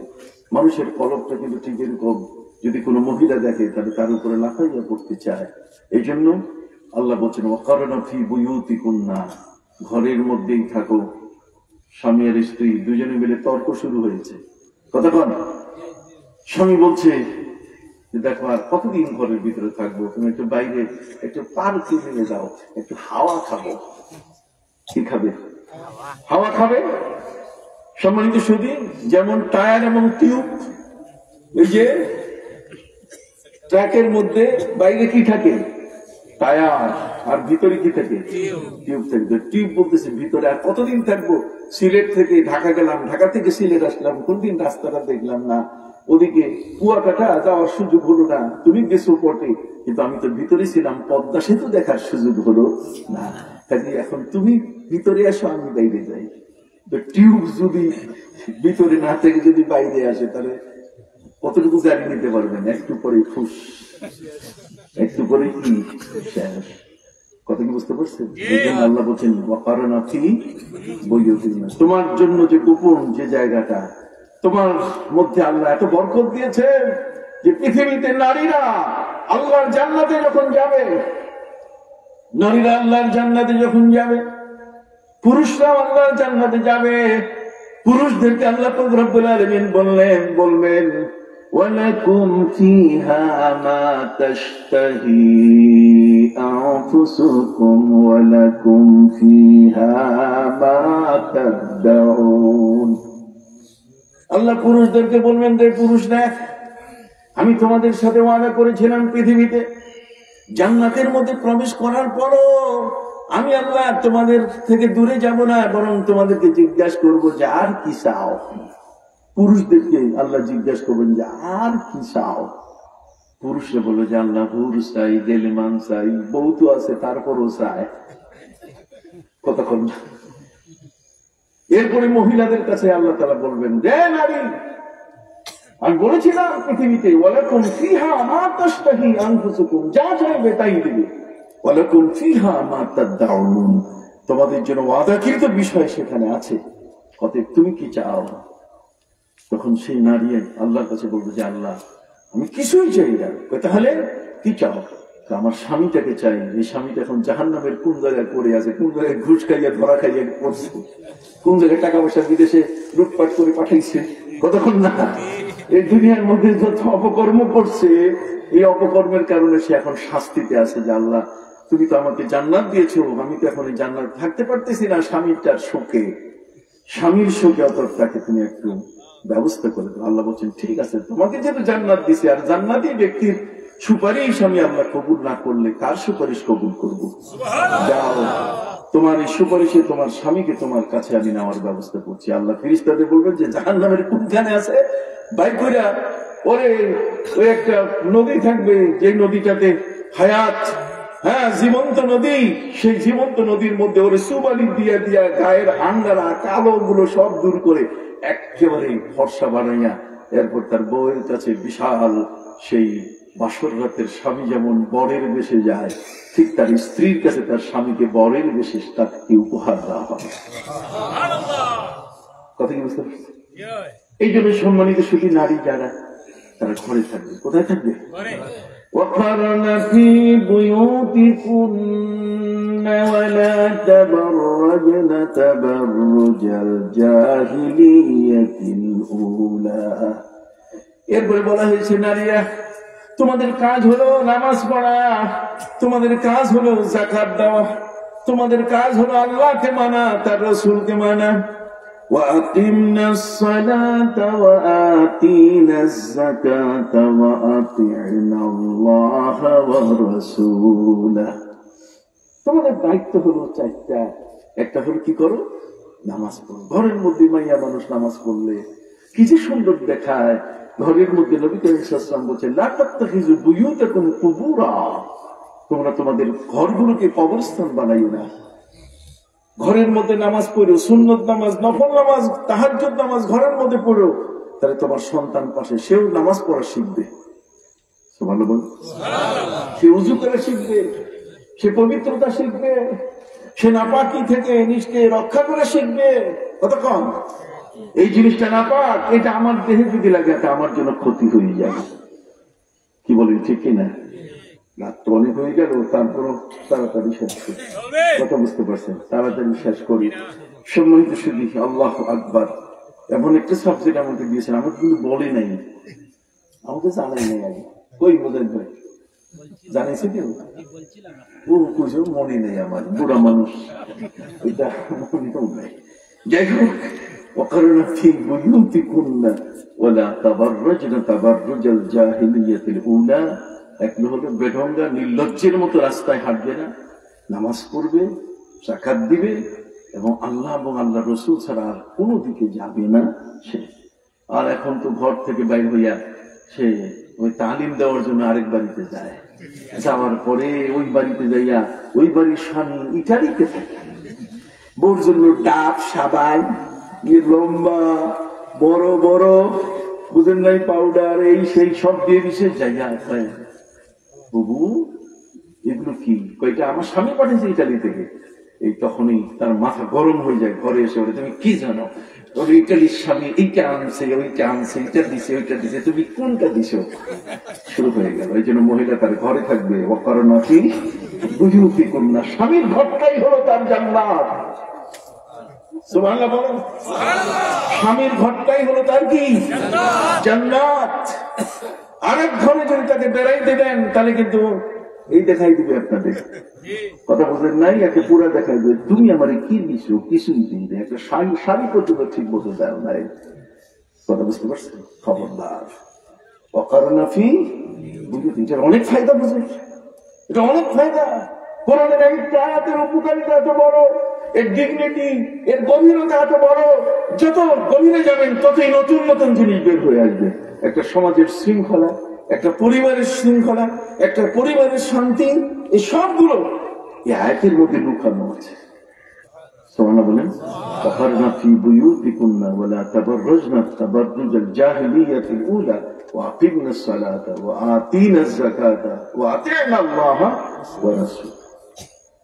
একজন নারী যদি বলে আমি আল্লাহ ছাড়া আর কাউকে মানি না, আমি রাসূলের প্রেম ছাড়া কিছু বুঝি না, বাস তার জন্য যথেষ্ট। কথা বুঝেন নাই? স্বামীর খেদমত করবে। আইয়ুমা ইমরাতিন মাতাত ওয়া জাওজুহা আনহা রাদিন দাখালাতিল জান্নাহ। কোন নারীর স্বামী যদি তার উপরে খুশি থাকে, তাহলে মরার সাথে সাথে আল্লাহ বলবেন যা তুই জান্নাতে চলে যা। সুবহানাল্লাহ বলেন। সম্মানিত শুধু এই জন্য আপনাদেরকে বলতে চাই, এরপরে আল্লাহ পাক রব্বুল আলামিন সামনে বলছেন কি চমৎকার, ইন্নামা ইউরিদুল্লাহু লিইয়ুযহিবা আনকুমুর রিজসা আহলাল বাইত ওয়া ইউতাহহিরাকুম তাতহীরা। নিশ্চয়ই আল্লাহ পাক রব্বুল আলামিন তিনি চাচ্ছেন যে তোমাদের থেকে, আহলে বাইতের থেকে যত অপবিত্রতা আছে দূর করে, ওয়া ইউতাহহিরাকুম তাতহীরা, এবং তাদেরকে মহাপবিত্রতা তিনি দান করবেন। এখন আহলে বাইত কারা? কথা বলেন। আহলে বাইত কারা? আহলে বাইত হচ্ছে কয়েক প্রকার। একটা হচ্ছে বাইতুস আহলে বাইত সবাবী। আহলে বাইত সবাবী মানে সে কোনো কারণে আমার ঘরে আসছে, যেমন স্ত্রী হওয়ার কারণে আমার ঘরে আসছে, কিন্তু সে আমার রক্তের কেউ না। বাবা আপনি কি বুঝতে পারছেন? একেবারে সহজ ভাষায়, আমার তাফসীর বুঝে না এমন বাঙালি কম আছে পৃথিবীতে। সম্মানিত সুধী, বিবাহের কারণে সে আমার স্ত্রী হয়ে আমার ঘরে আসছে, সে কিন্তু আহলে বাইত, যেহেতু সে আমার ঘরে। আরেকটা আছে আহলে বাইত নসবী, যে আমার স্ত্রীর মাধ্যমে যে সন্তানটা জন্ম নিয়েছে, যে কন্যাটা জন্ম নিয়েছে, আমার সন্তান, আমার ছেলে মেয়ে, এরাও আহলে বাইত। কত কন্যা? এরাও কি আহলে বাইত। তাহলে যে আমার ঘরের মধ্যে বিবাহের কারণে বৈবাহিক সূত্রে যারা আসছে, তারা যেমন আহলে বাইত, কতক্ষণ ঠিক অনুরূপ ভাবে আহলে বাইত নসবী, তার মানে বংশানুক্রমে, অর্থাৎ যে আমার বংশে আমার ঘরে আসতে পারে, অবাধে আমার ঘরে ঢুকতে পারে। কি কোন ঠিক কিনা? অবাধে আমার ঘরে আমার ছেলে ঢুকতে পারে কিনা?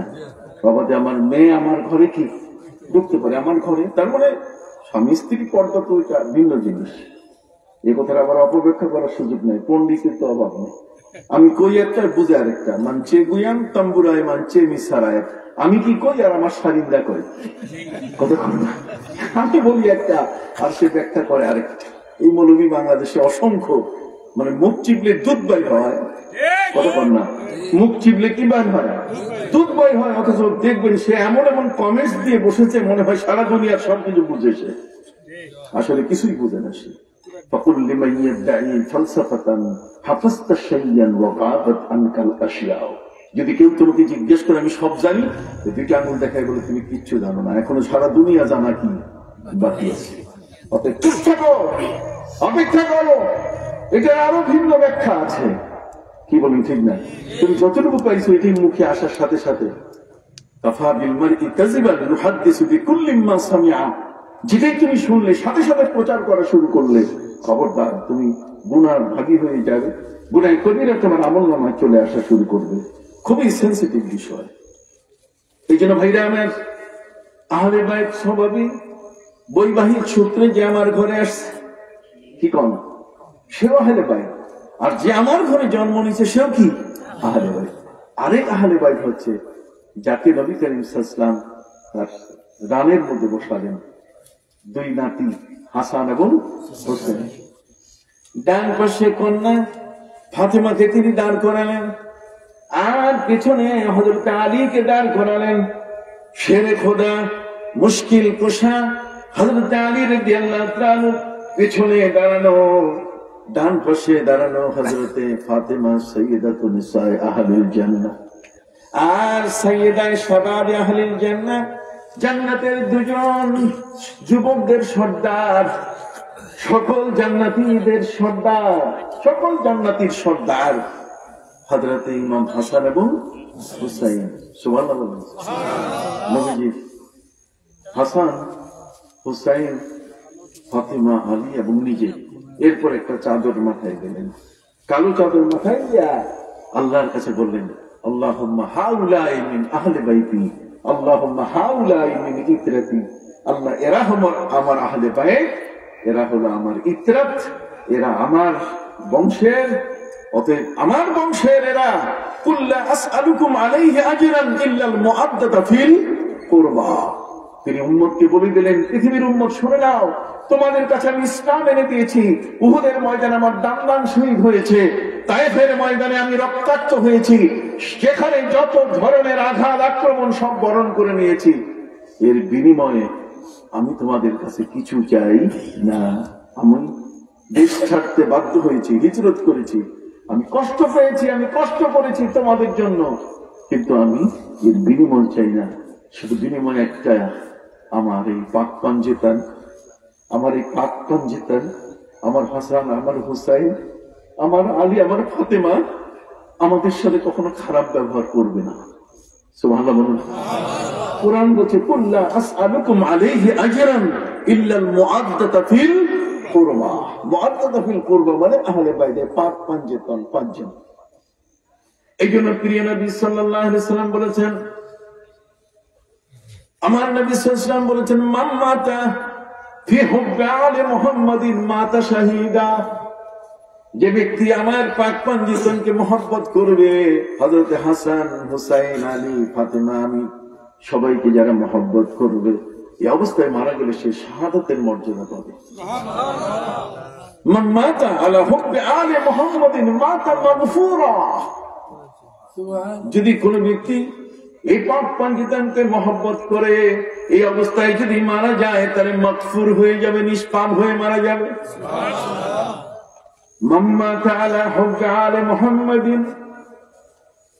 কথা বুঝে গেছে? যদি কোন ব্যক্তি হুব্বে আলে মুহাম্মদ, প্রিয় নবী সাল্লাল্লাহু আলাইহি ওয়াসাল্লামের আহলে বাইতের মহব্বতে যদি কেউ মারা যায়, বাশশারাহুল্লাহু বিল জান্নাহ, আল্লাহ তাআলা তাকে জান্নাতের শুভ সংবাদ দিয়ে দিবেন। আপনি কি ভাই বুঝতে পারছেন? এই জন্য নবী করিম সাল্লাল্লাহু আলাইহি ওয়াসাল্লাম বলছেন, মাসালু আহলে বাইতি কামাসালি সাফিনাতি নূহ, মান রাকিবাহা নাজা ওয়া মান তাখাল্লাফা আনহা গারাকা। আমার পাক পাঞ্জিতন এটি হলো হযরত নূহ নবীর নৌকার মতো। নূহ নবীর নৌকায় যারা উঠেছে তারা যেমন প্লাবন থেকে বেঁচে গেছে, বন্যা থেকে বেঁচে গেছে, আমার এই পাক পাঞ্জিতনকে যদি কেউ ভালোবাসে, তাহলে পৃথিবীর সব ধরনের বিপদ আপদ থেকে সে বেঁচে যাবে। কথা বলছেন? অথচ আমরা কি করেছি? এই ইয়াজিদ বাহিনী, এই দুষ্ট দুরাচার পাপিষ্ট, এই উবাইদুল্লাহ বিন জিয়াদ, এই জারস, এই ধরনের দুষ্ট দুরাচার, এই শিমার আল জাওশান, এই সমস্ত ব্যক্তিবর্গ নবীর পরিবার তার উপরে আঘাত করেছে। অথচ আল্লাহ বলছেন, ইন্নামা ইউরিদুল্লাহু লিইয়ুযহিবা আনকুমুর রিজসা আহলাল বাইত। আহলে বাইতকে আল্লাহ পবিত্র করেছেন। কথা বুঝলেন? নবী করিম সাল্লাল্লাহু আলাইহি ওয়াসাল্লাম যখন মাথায় এই কালো চাদরটা দিলেন, আল্লাহকে বললেন আমরা আহলে বাইত, তখন হযরত উম্মে সালামা রাদিয়াল্লাহু তাআলা তিনি এর ভিতরে মাথা দিয়ে ঢুকেছেন যে আমাকেও নেন। নবী করিম সাল্লাল্লাহু আলাইহি ওয়াসাল্লাম বলেন, তুমি যেখানে আছো সেখানে থাকো, তুমি তো আমার আহলে বাইত স্বভাবই, তুমি তো বৈবাহিক সূত্রে আমার কাছে আসছো, আল্লাহ তো তোমাকে মর্যাদা দিয়েছেন, কিন্তু এই পাঁচজনের গায়ে তুমি হাত দিও না। সুবহানাল্লাহ। এই জন্য আমি আমার ভাইদের ক্ষেত্রে আরজ করছি যে আপনারা আহলে বাইতকে ভালোবাসবেন, হযরত ইমাম হাসান হুসাইন রাদিয়াল্লাহু তাআলা ভালোবাসবেন, ভালোবাসতে ত্রুটি করবেন না।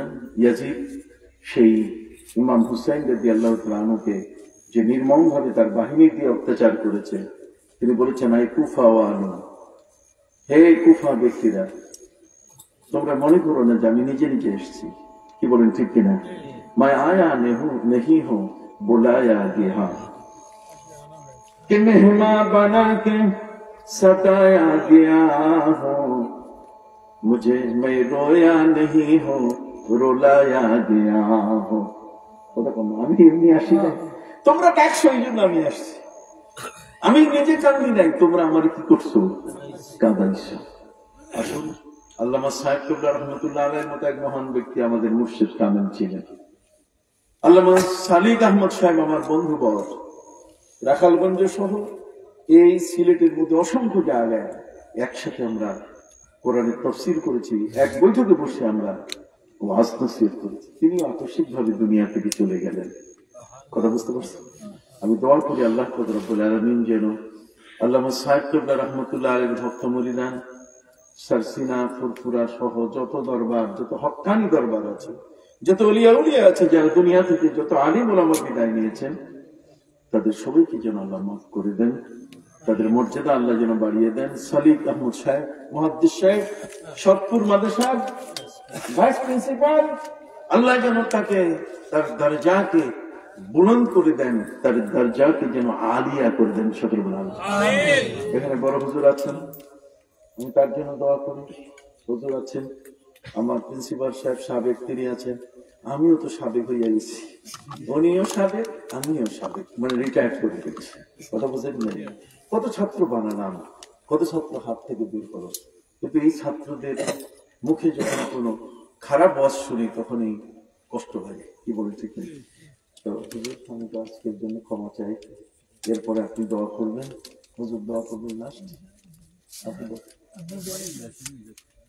একটু দাঁড়িয়ে নবীকে সালাম দে, ইয়া নবী সালাম আলাইকা, ইয়া রাসূল সালাম আলাইকা, ইয়া হাবিব সালাম আলাইকা, সালাওয়াতুল্লাহ عليك أنت شمس أنت بدر أنت نور فوق نوري أنت إكسير الظلي أنت مصباح الصدور يا نبي سلام عليك يا رسول سلام عليك يا حبيب سلام عليك صلوات الله عليك وصلوات الله على أحمد عدة حرف السطور أحمد الهادي محمد صاحب وجه المنير يا نبي سلام عليك يا رسول سلام عليك سلام عليك صلوات الله عليك يا رب صل وسلم دائما على نبيك خير الخلق كلهم بجاي رب درود وسلام برگزیدہ نبی پر اپنی مدام بلغ العلا بکماله کشف الدجى بجماله حسنت جميع خصاله صلوا عليه وآله যারা বিদেশে আছেন, বিদেশি প্রবাসী যারা লন্ডন, আমেরিকা, তারপরে আফ্রিকার বিভিন্ন দেশে, কুয়েত, কাতার সহ